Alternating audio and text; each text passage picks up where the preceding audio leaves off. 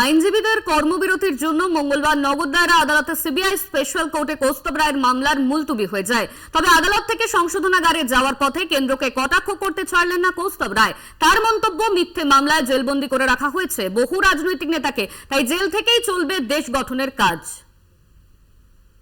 জেলবন্দি থেকেও দুজন যদি মুখ্যমন্ত্রিত্বের দায়িত্ব পালন করতে পারেন তাহলে আমিও পারবো। দেশ মেরামতির কাজ চলছে।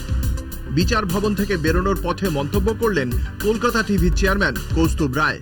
দুজন নির্বাচিত মুখ্যমন্ত্রী যদি জেলে থেকে দেশ বাঁচানোর জন্য, গণতন্ত্রের জন্য লড়াই করতে পারে তাহলে আমিও পারবো। দেশ মেরামতির কাজ চলছে।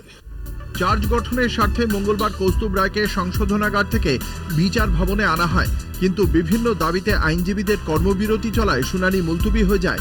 2রা মে পরবর্তী শুনানি। আগের দিনের শুনানিতে এনফোর্সমেন্ট ডিরেক্টরেটের আইনজীবী ও তদন্তকারী অফিসারের উদ্দেশ্যে একগুচ্ছ প্রশ্ন আদালত নিজেই উত্থাপন করেছিল। সেই সঙ্গে আদালত বলেছিল, অনন্তকাল ধরে কোনো অভিযুক্তকে আটকে রাখা যায় কি?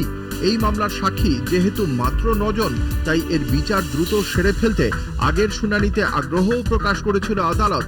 সেই সূত্রেই এদিন চার্জ গঠনের দিন নির্ধারিত হয়, যদিও আইনজীবীদের কর্মবিরতি আন্দোলনের জেরে তা মুলতুবি হয়েছে। কলকাতা টিভি।